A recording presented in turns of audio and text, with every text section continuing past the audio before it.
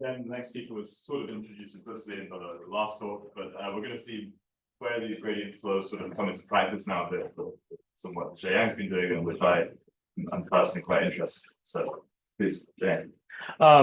Thank you very much. And also, I'm really glad to be the last speaker of the workshop, because now all the hard work has been done by Taco and Stan.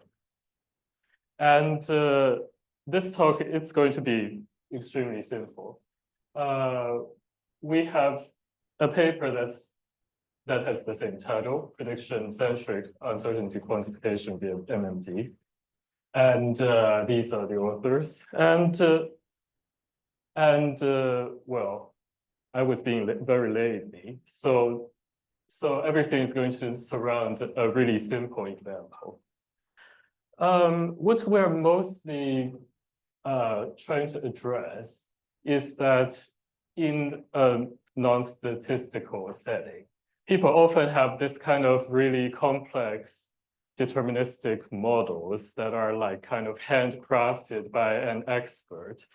And then they use the Bayesian method to try to infer its parameters. But usually these kind of models are never well specified. But people always put it under a Bayesian framework, which poses a problem. And so let's maybe say a few good words about Bayesian modeling. Is that when it's well specified, it's a pretty coherent story.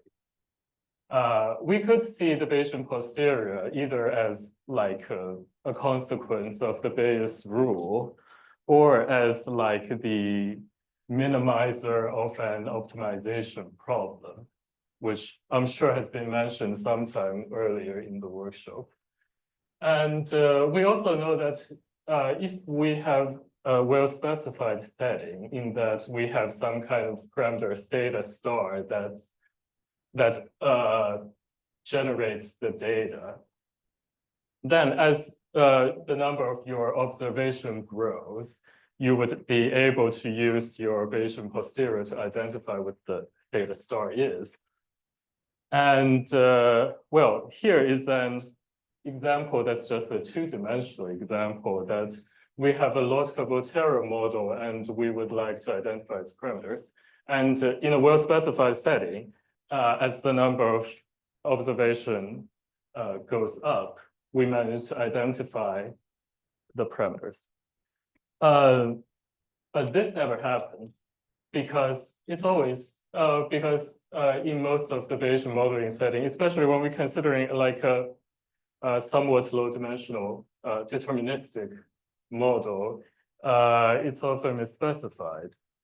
And but we still get the same problem, as in that if we construct the Bayesian posterior, we obtain like some parameter value that's going to be the that's going to be the value of like a Dirac delta as we have more and more observation. And then the Bayesian posterior becomes a lot less useful, as in that now we get no uncertainty associated with the Bayesian posterior. And it is partially addressed by the generalized Bayes framework, as in which takes into account the fact that Bayesian posterior can be seen as the minimizer of an optimization problem. Therefore, we could replace the log likelihood by some kind of loss function, and therefore, like address partially about the model misspecification. For example, we could use MMD, maximum mean discrepancy, as a loss function. Here, I really appreciate the fact that Taco introduced the distribution valued model. As in here, we have P theta, assuming theta deterministically generates, or deterministically like gives you like a trajectory. P theta kind of means that it's a conditional distribution that we choose to be our observation model. And MMD, well, here's a definition of MMD, which is probably not going to be needed, which essentially just calculates the kernel mean embedding. So therefore, there is the framework called MMD Bayes, which we have a loss function that's based on MMD that we measure the model distribution valued model P theta, and we measure that against the set of observation that we have. And even though generalized Bayes was proposed to address the model's misspecification problem, it still gets into the same issue, as in that in the case of severe model misspecification, it's going to be really hard for generalized Bayes to give you a set of parameters with uncertainty. And what we observe is essentially generalized Bayes always gives you this kind of loss function that's based on an average of what your generalized posterior denoted by Q here would fit the data. And that is insufficient.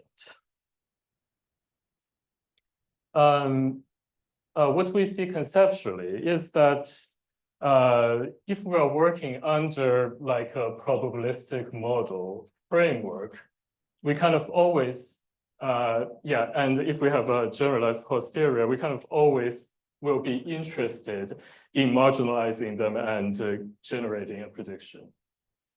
And therefore, given the circumstance of model misspecification, we would be more interested in trying to measure the distance between the set of observations Pn and the model marginalized distribution, which we see it as the predictive model. And similarly, we can formulate this as a optimization problem, as in now, as opposed to minimizing an integral of some loss function, we replace that with an MMD or some other discrepancy measure between Pn and our predictive model. And then we regularize it with KO divergence between some prior Q0.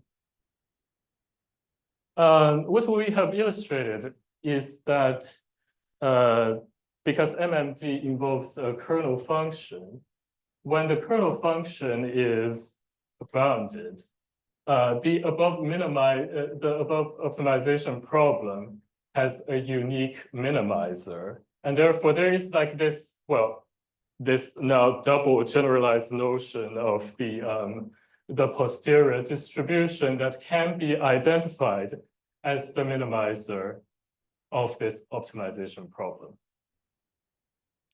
And this is kind of the fact that there is a generalized posterior that's only defined with an implicit condition is something of a feature in our framework. As in the Bayesian model setting, we kind of know the posterior distribution up to a normalization constant.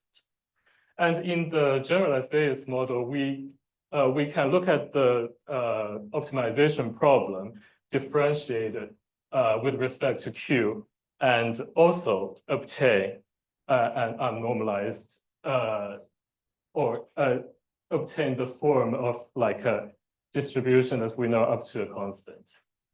And here we only know it implicitly.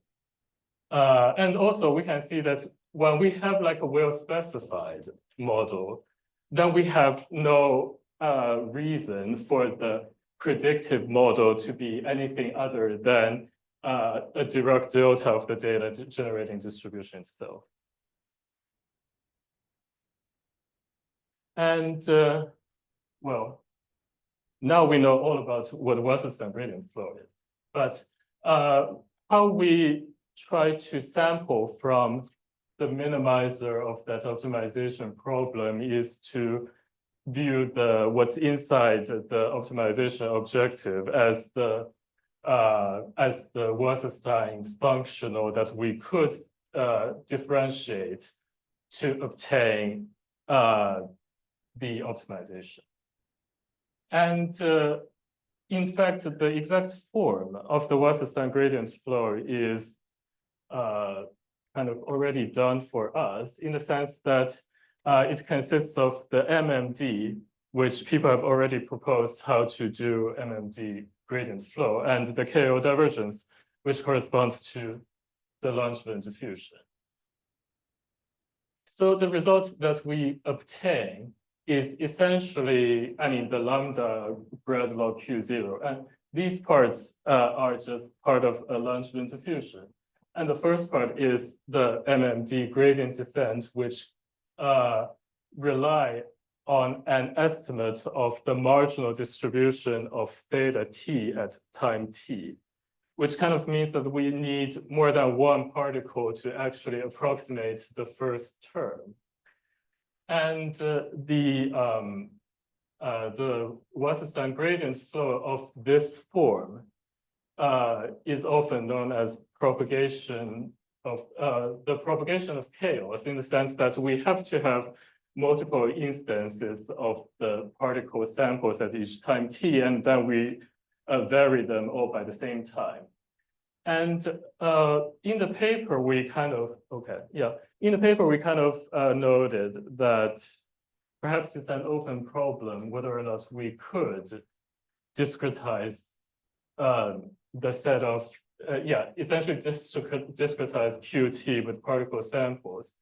But I think there have been like about 5 recent papers that seem to suggest that what we do is among the most straightforward propagation of chaos that kind of allows for like a weak convergence to the optimal particle distribution as the number of particle samples goes to infinity. And here is a Langevin diffusion that we sample, and that this would be the particle samples that we obtain. If we have the prediction-centric uncertainty quantification, we obtain a different solution. And the third plot is just to show how the particle interaction changes over time. And what we obtain is essentially the observation that if we focus on the prediction-centric uncertainty, we are not going to run into the problem of converging to a confident wrong solution. And we think this is valuable in the sense that now we kind of come up with an alternative framework that characterize uncertainty as we, in a prediction-centric way, as in that we marginalize the model parameters to obtain the posterior predictive distribution. And I think this is the main message of our paper. Although I think this is somewhat like dampened by the fact that I think if we only consider the MMD between like an marginalized predictive model and the observations that we have, we kind of lose like meaning in individual instances of data.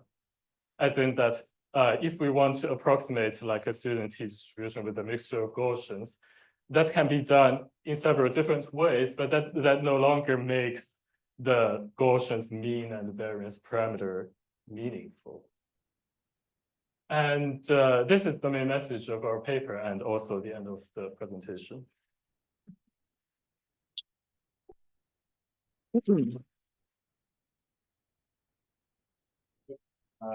Closing questions for our closing speaker. I'm very quick on it. Yeah, sure. Is there a particular reason why you've centered this on the Volterra as it's particularly good for these deterministic models, or? spatiotemporal models or? I would say this kind of symbolizes a certain like wider class of models that people are interested in. Because in the paper, we also suggested a biology-based, yeah, because there is a lot of like deterministic models that are like centered around identifying parameters in an ODE. And therefore, this is kind of like one example of that. I have no understanding whatsoever about the biology examples that we did. But we showcase that it produces good uncertainty, and that's what we care about. Thank you very much. Yeah.